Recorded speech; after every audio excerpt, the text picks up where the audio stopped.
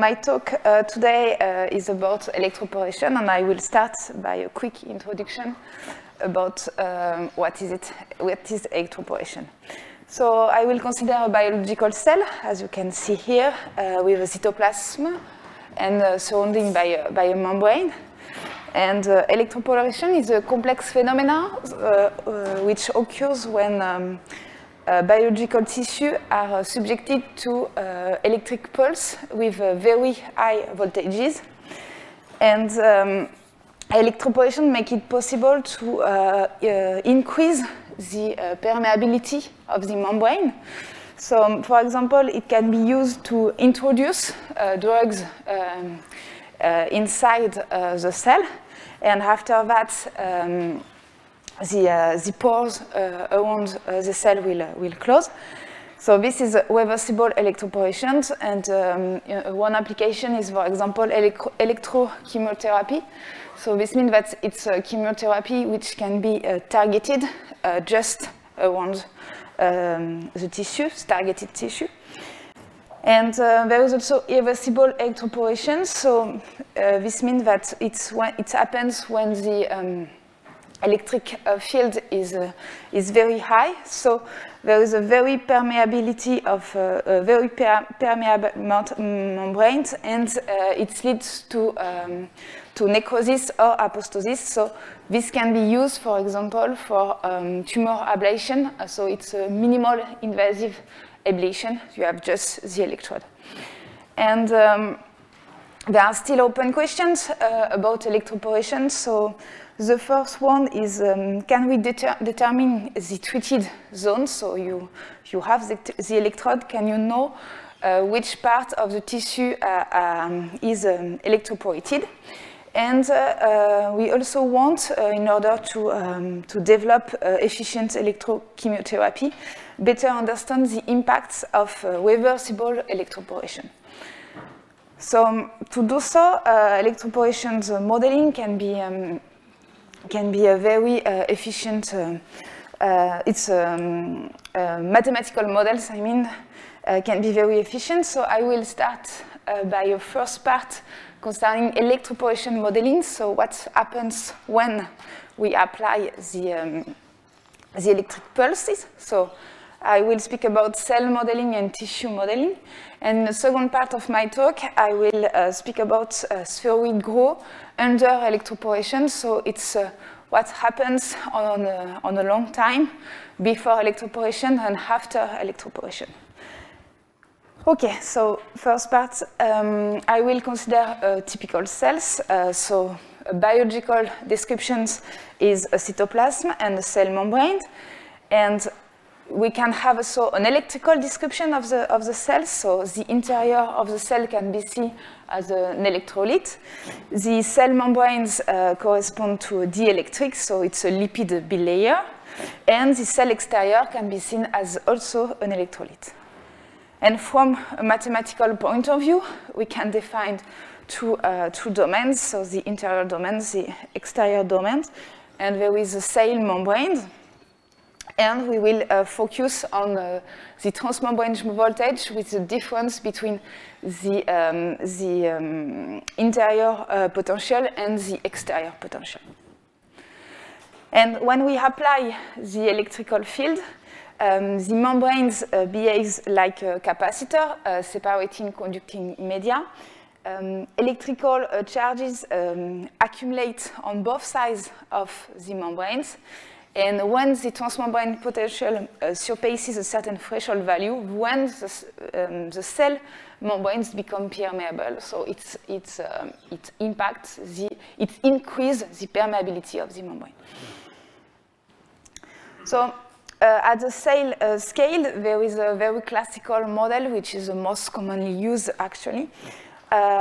We consider a pore density per unit membrane. I will give you the model following by this pore density after. And we couple it with all the potential through the microscopic B-domain model. So the microscopic B-domain model is a very classical model in cardiac electrophysiology, and it comes from Nernst-Planck-Poisson equation coupled with two assumptions. electromobility of the solution away from the cell membranes, and we assume that the diffusion current can be neglected. So here you can see that there is the conservation of the charge across the membrane.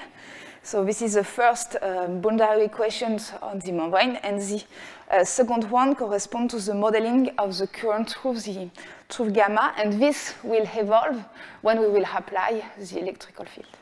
And here you can see that in the Kraskowska and Neu models, it corresponds to other term which depends on the pore density multiplied by the current following through a single pore. Okay? And you can, assuming some hypotheses leading to an energy that we want to minimize, we have a pore density model, which is given here. But there are some limitations of these models because it depends on non-physical constants, and it cannot determine membrane rupture and the interaction between pores. In particular, the pore size evolution is just, in fact, a pore density. So we don't know exactly what happens on the membrane. And this model also makes strong assumptions that cannot be verified, as no pore has ever been seen directly or measured. So it leads to non-expected behaviors. So in order to get a better description of the electroporation phenomena, we need a better description of the membranes. And we decide to work on a model where the state of the membrane will be described by a level set function given by phi, which will measure the amount of lipid in the membrane at any positions. And if phi equals to 1, it means that it's a pore. It's phi equals to -1, this means that it's a membrane. So the evolutions in times of phi is given by minimizing an energy functional. So this energy will be decomposed into two parts. So the first part corresponds to the membrane surface tension. So it corresponds to the local deformation, and it depends on a parameter d, which depends on size and shapes of the molecule of the membrane. And the second terms correspond to the energy cost. So it means what do we need to change the state to another one, I mean, to create a membrane defect, for example, which energy we have. And we can consider, for example, double wall potential W. And you see that there is the value 1 and the value -1 corresponding to a pore or to a membrane. So we can minimize this energy, for example, by using a gradient descent method, and this leads to PDE models just given here. And in a particular case, it is known as the Allen-Kahn equations. And for example, here you have an evolution of pore using Allen-Kahn equations given here. And the thing which is very interesting here is that, for example, with our model, we can see we can illustrate some pore fusion, for example, etc. Okay, so now we want to couple that with the transmembrane potential, and this we can describe it by adding terms at our energy, and we will say that the energy will decrease when the potential will increase. So this means that you have these new terms depending on phi through the Cm constant. I will speak about later, and you can recognize the U gamma corresponding to the jump between the intracellular and the extracellular potential. You can use the gradient descent method, and you obtain the PDE models for phi. So Cm corresponds to the capacitors, and it can be seen as three capacitors in series. So we can speak about this kind of phenomenological or it can be seen as two capacitors who represent the water content at either sides of the membranes, while the last one represents the membrane lipid. So after that, you can, in fact, it's an electrical description, very simple electrical description of the membranes. And to couple it with the microscopic bidomain model, we need to model also the membrane resistance. So it's not SM, it's CS. It's SM, okay, it's CM for the capacitor and SM for the corresponding to the inverse of the resistance membrane resistance. And it leads to full PDE models where you have the evolutions of the membranes given by the first equations and a couple with CM and SM with the microscopic bidomain models. And it's all the equation as given here. So you can see that in the microscopic bidomain model, it's not a new terms which appears. It's directly integrated in the evolution of the capacitance and the resistance of the membranes through the evolution of phi. Okay, so we study this mathematical models. So considering that electric pulse can be longer than 100 microseconds, we can consider that cell membranes change instantaneously, excuse me. And this means that we can consider directly the stationary state, and we can neglect the capacitive current terms from our models. So this leads to these models. And using directly to numerical operator strategy, we can show that there is a solution of our model considering phi givens and belonging to H 1 and 2 gamma. And in the second part, we can show that there is a solution of the couple system. So to my first intermediate conclusion, I show you a cell electroporation models which can describe precisely the membrane behavior. Existence and uniqueness have been proved. And so the perspective here is to develop an efficient strategy to numerically solve these systems. It's a 3D systems, which needs a very small discretization of the membrane due to the pore diameter, which are very, very small, around 1 nanometer. And we also want to compare numerical simulation to experimental data. So now about tissue electroporation.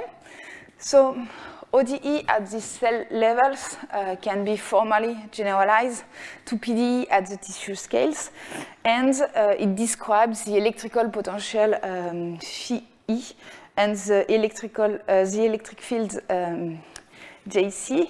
So the model is given here, and the thing which is important is that you have two sigmoid functions corresponding to the porations and permeabilizations of the membrane. And under some assumptions on this model, so static models, and instead of considering all the electric field in the conductivity sigma, you only consider the gradient parts of phi E.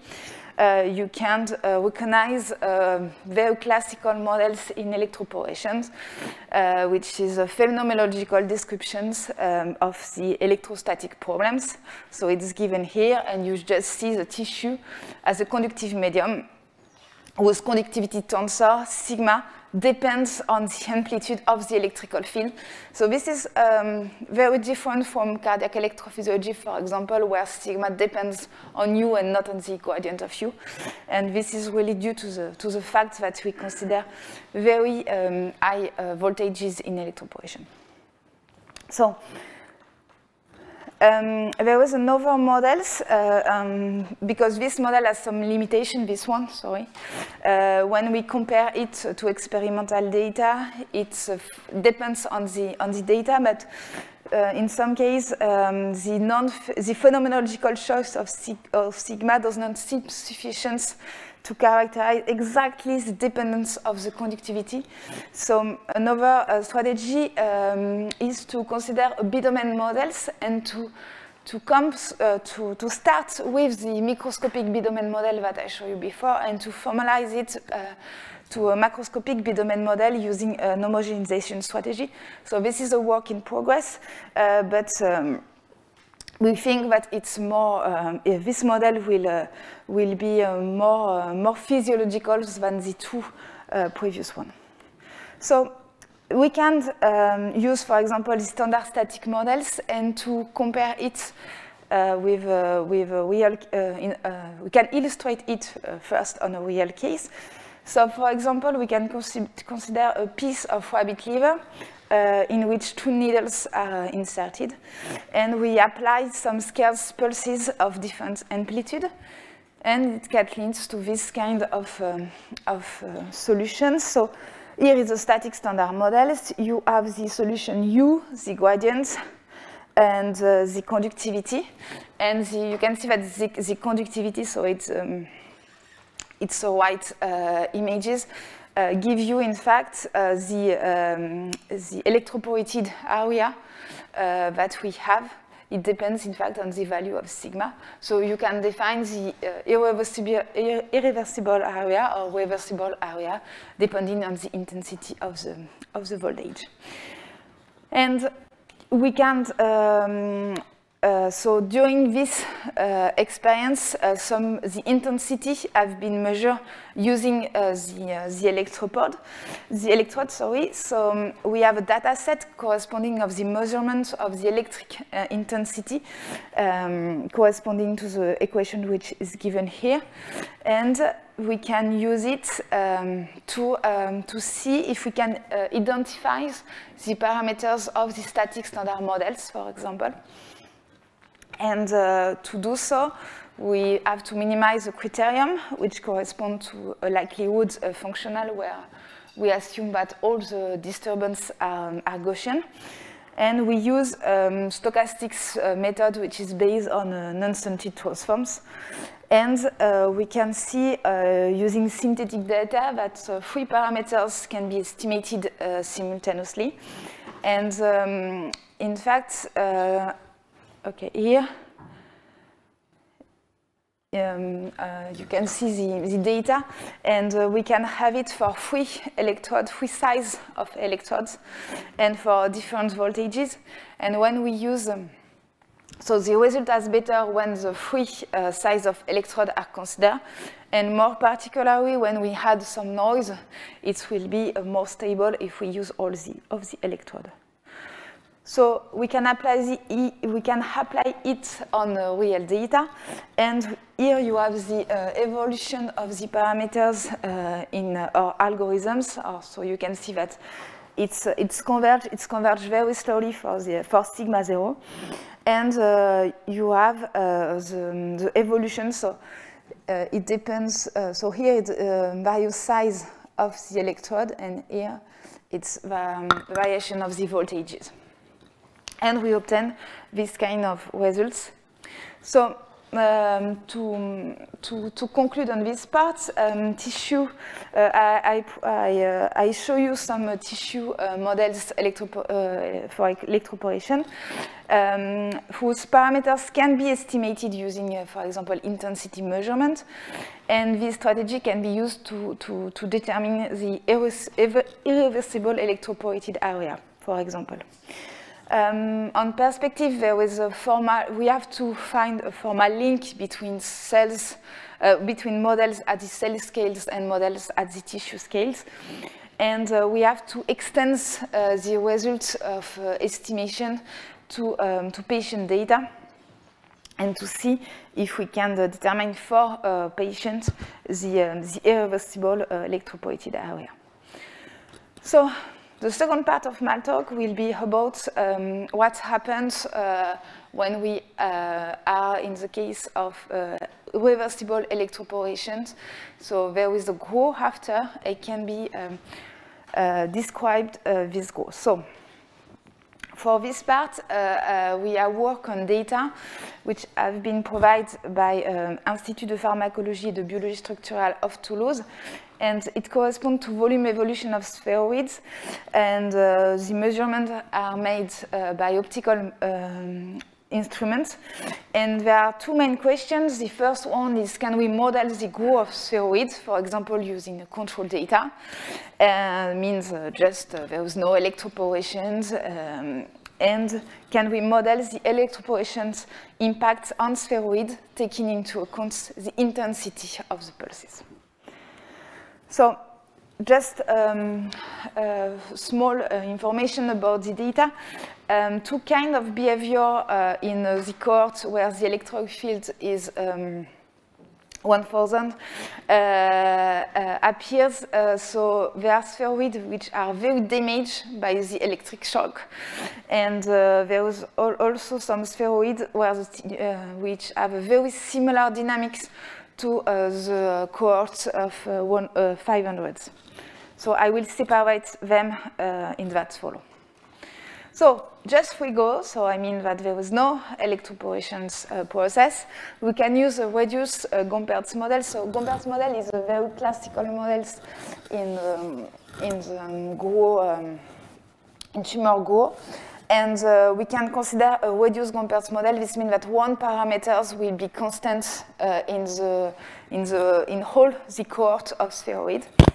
To estimate the parameter, we use a mixed effect approach strategy. So it consists of pulling all the spheroids together and estimates global distributions of the model's parameters. So it helps us to deal with the measurements errors. So the first thing that we can see is that control data and electroporation data with no electrical fields are very comparable. So this means that there is no impact of the fact that we apply electrode around the spheroid. So this is the first thing. And after, when we look, for example, at the first cohort 500, all spheroids are going again after the EP process. And we can see that it's also a Gompertz go, but it's not exactly the same parameters before the electroporation process, but they are quite similar. And to determine when the growth starts, we estimate the parameters for different initial states, and we took the first value, which gives a small mean square error. We can do exactly the same for the second cohort, for the group B of when the electrical field is around 1000, and we have some results which are quite similar because the two cohorts are similar. And when we do that for the second group of 1000, we can see that here it's very different if you look the behavior of the spheroid. So here the growth starts before, so this means that it's around 44. Here it was more the double, in fact, and the value of the parameter are quite different from the value when we consider only free go. So this means that we can see some increase of the intensity of the growth after the electroporation process. So the limitation of this approach is that it's very difficult to properly quantify the impact of electroporation, and we cannot integrate the heterogeneity of the tumor. So we do a 3D study of this subject. So we propose a system of PDE, which are given here, with two kinds of cells are considered, proliferative cells and quiescent cells. And we make some assumptions on so it's purely phenomenological models, and we make some assumption of the growth rate, which is given here, and our objective is to have functions which allow us to obtain a Gompertz equations when we integrate the equations on the volumes to compare, to be consistent with the first study that we have done on the volume equations. And there is another terms here corresponding to P to Q, in fact, and we can see it at the lack of oxygens, so at the center of the spheroid. We assume that there is a radial symmetry because it's spheroid, and this means that we will focus only on the radius evolutions. So this is an example in Frigo. So to estimate A and B, we can use the Gompertz equations, for example, and we consider some realistic values of the lack of oxygen functions. This means that this reproduce heterogeneity which is similar to data which are available in this article. So you can see that, so this is the proliferative cells, and you can see that there is, due to the lack of oxygen, there is less and less proliferative cells in the center of the spheroid. Okay, so now I can consider an electroporation model. So I will consider three impacts of the electrical shock. The first is that a part of proliferative and quiescent cells will be destroyed. So this means that the radius will decrease. The second impact is that we will consider that the metabolism of a part of the cells will be modified. So part of proliferative and quiescent cells will become cells with a modified metabolism, and you can see that there is no way to come back on P or on Q. And the value of one parameters, appearing in the Gompertz models, will increase, and this means that we consider a multiplicative value, and this corresponds to the fact that we see that there is using the volume data, we have seen that after the electroporation process, the growth is more important than before. So this is to model this phenomena. So here you have the result on the volume, but it has been done with the PDE models. So you can see that looking the four cohorts here, there is percent of cells whose metabolism is modified increase with the intensity of the voltage. The percent of cells which are not destroyed decrease, and there is a boost of resumptions as the multiplicative value increase. Sorry, it's in the percent. Increase with the intensity of the voltage. And we have some values that can exactly describe in how it's work. And you can make some simulation at the PDE level. So the first line corresponding to the Frigo, the second one with and the other ones with the intensity, with different intensity of the electrical field, and you can see of its works for the proliferative cells. So to conclude, we can see that there is a validation of the reduced Gompertz models for Frigo. And the presence of the electrodes does not impact the growth, so this is very important. And for an electrical field inferior or equal to 1000, the resumption of the growth can be modeled with a reduced Gompertz.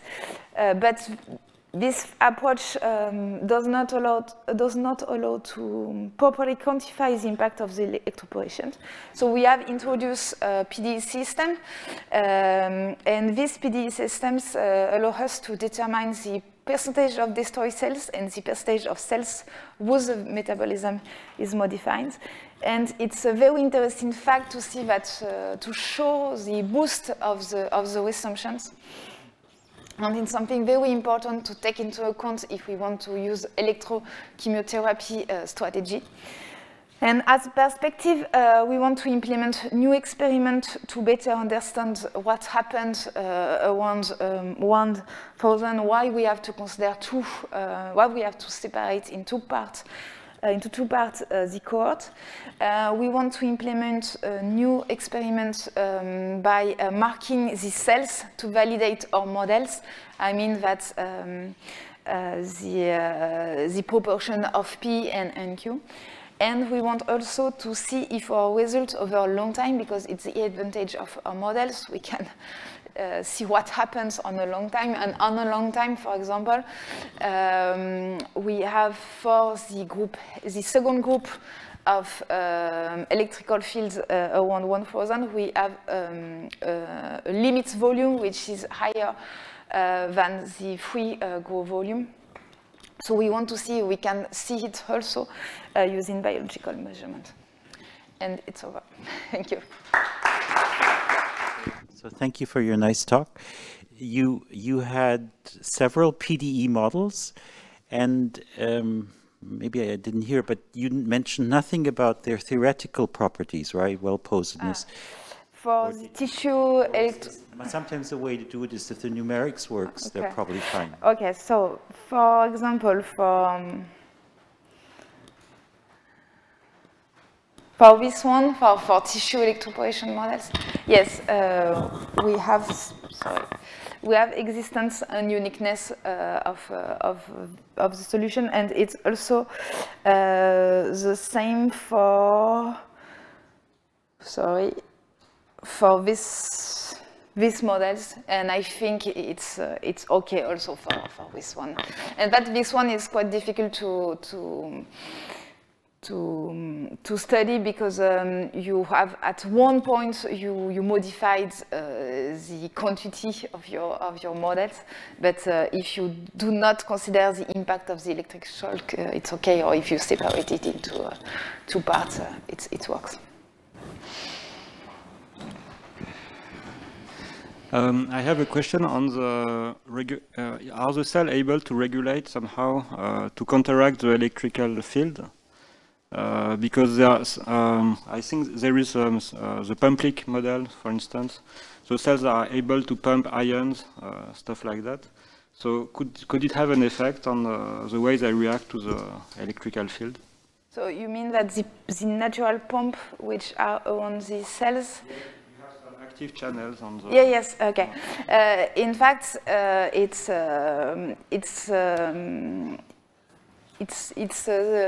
is a different scales of time between both. I mean that electroporation is it's a very quick phenomenon. That's why, in fact, we consider it at standard. We consider only standard, only statics models. So there is no interaction between both at the moment that you consider electroporation. So you have an electroporation very poor, and active channels can be neglected during this process. But in fact, so active channels are very important. For example, when you consider cardiac electrophysiology. And we are right now we work. There is a work in progress on that to couple both what happens when you electroporate tissue, cardiac tissue. So we are working on it, but at these scales, it's not important. Is there any other questions?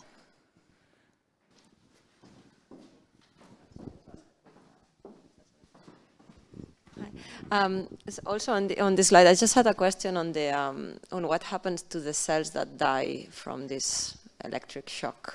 Like, what's the, because I can see this saturation hypothesis. So what's like, does the volume of the dead cells still matter, or no? In fact, it's the saturation hypothesis is true before and is true after, but there is they just disappear. In fact, in our model.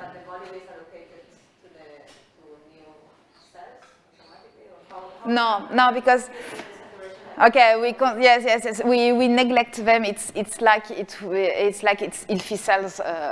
It's like the necrosis part just disappear, and there is healthy cells around. We do not consider the deaf cells. Yeah, but then how does the saturation, so then it means that the volume that they occupy needs to be, like, how is the saturation hypothesis maintained if they disappear? In fact, it is maintained before, okay? There was a shock. Yeah. And the volume changed, so the saturation hypothesis just before or just after the pulses is not verified. And after that, right. It's through the changing of omega. Yes. Okay. It's like we can see it as two separate two separate simulation of our models with two different initial states. I don't know if it answers the question. Yes. Okay, very quick in the room. Okay, thanks also for the nice talk. Just a quick question. Could you comment on the velocity field? Like, how did you choose the V in your three species model? So you mean, can I? Like, so in the divergence you have, you know, like this advection with the velocity V. Ah, yes. Like, what is it? So here like, you mean. how's it informed? Okay. In fact, if you consider a radial symmetry hypothesis, it's you directly have the equation on V, which can be computed. In fact, it is given. But when you consider, if you consider some the same models, but without the hypothesis of radial symmetry, you have to add a law on the velocity V to have a consistent problems, as for example the Dorsey law or something like that. I'm not sure if I answer you. But I think I'll ask you later again. Okay. Okay. There are two online questions. The first one is about this model, and they're asking whether there is no transitioning back for the quiescent cells to the proliferative state. Yes. And whether the presence of the quiescent cells affect the growth or not. Okay. No, there is no coming back. In fact, it's really due to when we consider spheroid growth, the lack of oxygen at the center of the spheroids impact the growth by modifying by transforming proliferative cells to quiescent cells, and there is no coming back at all, which is considered here. So this means that you will have a proliferative cone, which will continue to, with the radius, will decrease over time. And the other part of the equation was? No, that's it, I think. No, well, if the presence of the quiescent cells impact on growth, that was the other thing. But so, you answered more or less. Okay. Okay. And then the other question is about the first part. How many parameter values can be estimated from the literature, and how many parameter values should be obtained by fitting models to data? So this, it is this cell one. And tissue models. This one? I believe so. Yes, in the first part, cell and tissue models.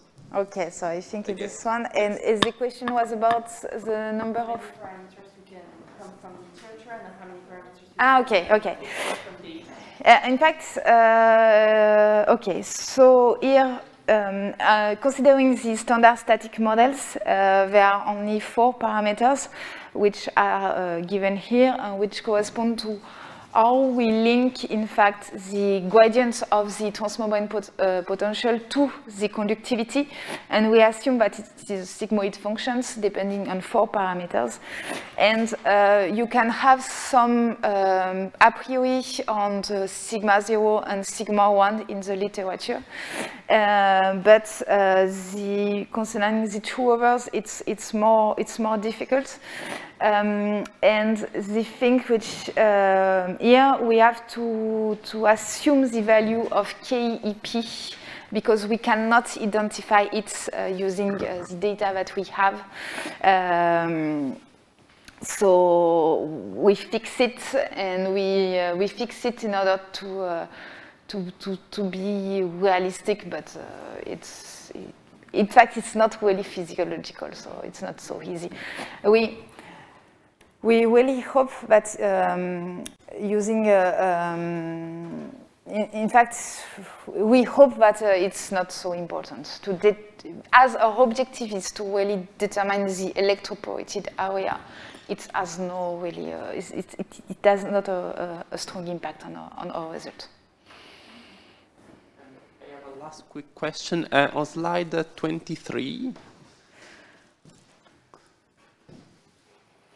This one? Yeah, where you mentioned that it would be interesting to establish a formal link between cell and tissue models. So do you have an idea of how that can be done? Yes, an homogenization process okay. On the microscopic B-domain models. So it has been done for cardiac electrophysiology. So it's a two-scale convergence.